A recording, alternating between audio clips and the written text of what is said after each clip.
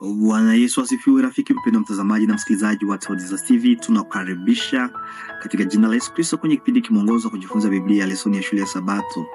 Wewe ni mwaminifu kwa kufuata vipindi hivi na umebarikiwa siku baada ya siku. Mungu akubariki. Na ikiwa ni mara yako kwanza ama subscribe kwanza, na uwe tayari kusambazia wengine ukiwaandaa wote kwa ujio wa Yesu mara ya pili. Kwenye robo ya pili mwaka 2025 tumejifunza jinsi ya kuelewa unabii wa Biblia, na tuko kwenye somo la 13 ambalo ndilo la mwisho kwenye robo hii. Leo tunafikia kwenye somo ambalo linazungumzia kukauka kwa Frati. Utaelewa ya kwamba wakati huyo Belshaza alipofanya karamu katika Babeli kwa watu wake 1000, hivi akachafua vikombe vitakatifu, akavitumikisha kwa ajili ya miungu mingine migeni, na alikuwa amefanya kitu kibaya kabisa, mpaka mkono ukaandika kwenye ukuta kuonyesha kwamba ni mwisho kabisa wa utawala wake na amepimwa na utawala wake utagawanyika. Hivyo Koreshi ambaye Biblia ilikuwa Mungu alikuwa amenaba katika kitabu cha Isaya ya kwamba yeye ndiye atakuja kukomboa wana wa Mungu na kuwarudisha nyumbani kwao, hata kabla ya yeye kuzaliwa alikuwa amenaba maneno yale. Na huyo Koreshi akasema kwa sababu mto Frati ulikuwa unapita katika mji wa Babeli, wakaukwepesha, wakaupitiza pembeni ili kwamba waweze kupita mahali ambapo huo mto una uzoefu wa kupita, na wakaingia kwa urahisi katika mji wa Babeli. Huyu ambaye ni Herodot, ambaye ni mojawapo wana historia, anasema wale walioishi katikati ya Babeli hawakujua kwamba viungu vilikuwa vimeangushwa, kwa kuwa ulikuwa ni wakati wa sikukuu na wote walikuwa wakicheza na kujifurahisha katika anasa. Mpendwa mtazamaji na msikilizaji, ni katika sherehe ndipo watu wanaendelea kwenda kinyume na mapenzi ya Mungu. Basi wewe mwaminifu, kila mara sherehe zikifika, angalia kilichotokea. Kwa sababu ya sherehe maadui wakaingia na utawala wao ukamalizika. Tutakusi kusoma kwenye Daniel 5:18-31 na Ufunuo 16:12 hadi 19. Unapata ufanani gani kati ya baadhi ya mapigo ya ufunuo na kisa cha anguko la Babeli? Basi tukiongozwa na Roho Mtakatifu, karibuni.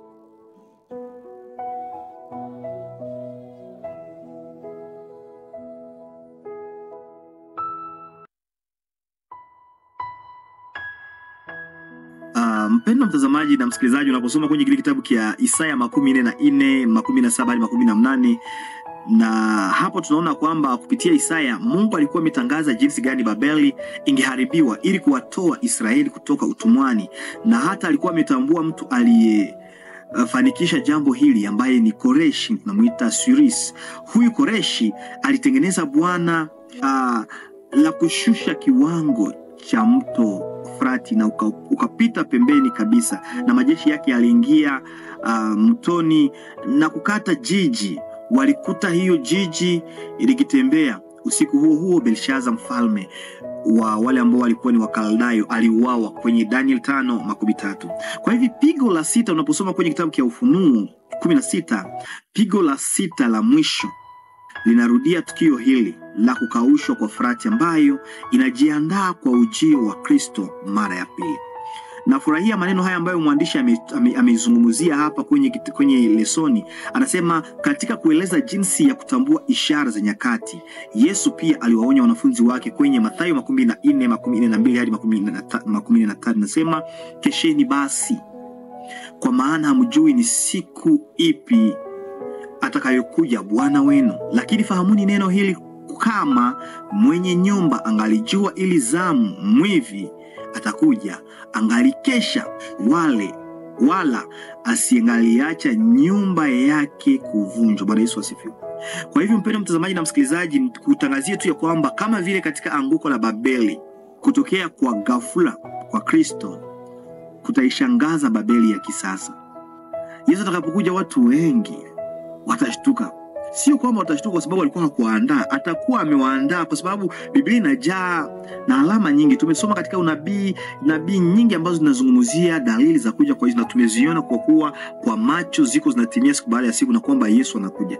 Lakini kitakachoshangaza watu ni kwa sababu watakuwa hawakuamini hizo dalili. Kuna hatari sana kabisa, na kualika mtu wa Mungu kukubali na kuamini Yesu. Neno la Mungu limetoa dalili nyingi ya kwamba karibuni Yesu yuaje, na kusikuwa tayari ili kwamba Yesu akija uwe miongoni mwa watakaomlaki hewani.